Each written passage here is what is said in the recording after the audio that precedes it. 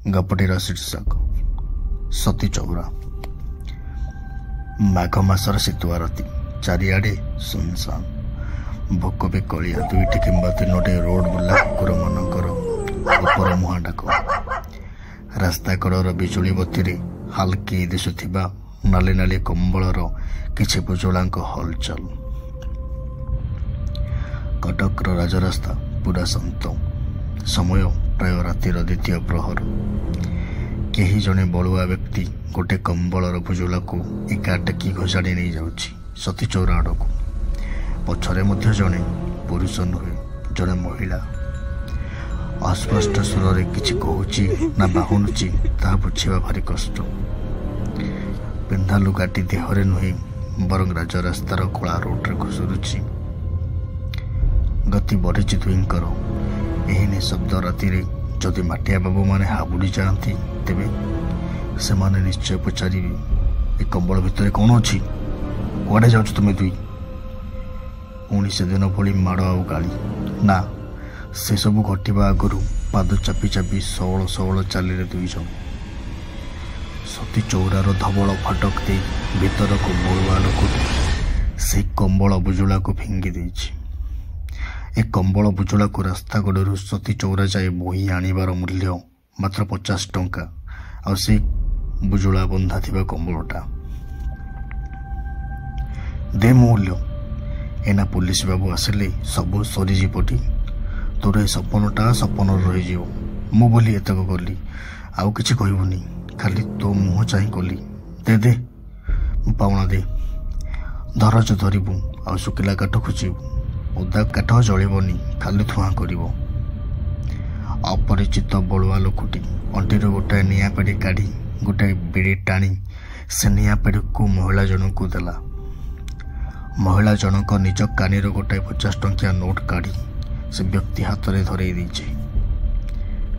परे परे महिला जनक फाटक आर पाखरे थिबा कंबल बुजुलारू कंबलटी को काढ़ी उक्त व्यक्ति हाथ में धरई देछे।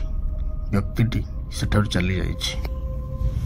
गोटे चिरा सार्ट और महिला पैंट पिंधि कई जने निर्जीव मनीषटे थिला से बुजुलारे। अनेक समय हैला से महिला जनक देखि नथिले आपनार मुह को। 15 वर्षरु आज जाए गोटे मुहूर्त मुह को न देखि रहिनि से दिन एही ता आपनार पुरुष पई नीचे रास्ता कड़ू ए सार्ट और पैंट किनि आनिथिला।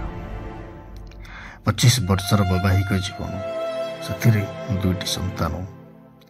घर छाड़ी सहर को आसवा, सहर रे दुई पुओं काल हेबा, सबु परिस्थिति रे दुहें एकाठी। केबे भी ए मुह को न देखि रही पारिनी, किंतु आज ए मुह केते समय हैला देखिनी। झरीगला दुई धार लुह। ए कोह कौन अटकिब। बाघवा शीतरे थंडा जर जर निर्जीव शरीर को से चापुड़ी धरी कांदिବାକୁ ଲାଗିଲା। सेदिन भी से ठीक एमती कांदी थिला। बापा माँ को छाड़ी से घर ए घर को आसी 15 वर्षर झील कौन जान घर संसार। गाँवर बुढ़ी आई आ सांग साथी माने कुआड़े कहते बासर राति कुआड़े सब पुरुष निज माइपी उपर जुलुम करती। निजर कामाग्नि को शांत करने को जबरदस्ती शारीरिक संपर्क रखती। किंतु से तो एमती नथिला। ओलटी तार से गरम छाती रे टाणी नहीं सबुदिन भल बंधु होई सती चलिबार कथा देइथिला। से दिन भी ठीक एमती कांदिथिला सावित्री। केडे सोरागरे बापा माँ ना देइथिले सावित्री। झील कुआडे जमटू ता सुहाग को छड़े आनिबु। जमटारू सुहागटा को छड़े आनी से कुआडे अहासुलखाणी पालटिब। किंतु सब मिछ। केमिति बंचिब से ए मुह कौन आउ देखिब। माँ मरीथिला केते कांदिला। दुई पुओ मरीथिले केते छाती पिटी कांदिथिला। सेदिन तो जम फेरी नथिला प्राण। आज भी से भरोसा नाई। किंतु सेदिन ता स्वामी केते बुझाइथिला। तार से महिला पोशाक रे आखि लुह को पोछि देइथिला। ए गाली पाई केते झगड़ा हुए। किछि समय पर पुणी आग भली प्रेम।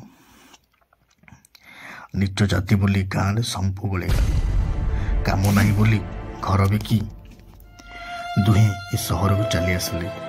एठी ଠିକା କାମ କରି ସେଇ ରାସ୍ତାରେ ରହୁଥିଲେ। କଟକ ସହରର ଏଇ ରାସ୍ତା ଦେଇ ଗଲେ ପଡ଼ୁଥିଲା ସତୀ ଚଉରା। ଏଠି ପୋତା ହେଲେ କାଳେ ଲୋକେ ସରଗ ଯାଆନ୍ତି। ସବୁବେଳେ ସାବିତ୍ରୀକୁ କୁହେ, ମୋତେ ଟିକେ ଏଠି ପୋଡ଼ି ଦେବୁନି? ଏଇଟା ବଡ଼ ଲୋକଙ୍କ ପୋଡ଼ା ଘର, ଆମ ଭଳି କ'ଣ ନିଚ ଜାତିର ଲୋକ ଏଠି ପୋଡ଼ା ହେବେ? ଏଠି କିଏ ପୋଡ଼ିବ ତୁମକୁ? ଏ ଗୋଟିଏ ଉତ୍ତରରେ ସାବିତ୍ରୀର ସମୀର ମନଟା ଭାଙ୍ଗିଯାଏ। ସତରେ ଗରିବ ହେବା କେଡ଼େ ପାପ ନାଇଁ? ସେଦିନ ଦେହଟା ତାତିରେ ଖୋଇ ପଡ଼ୁଥାଏ।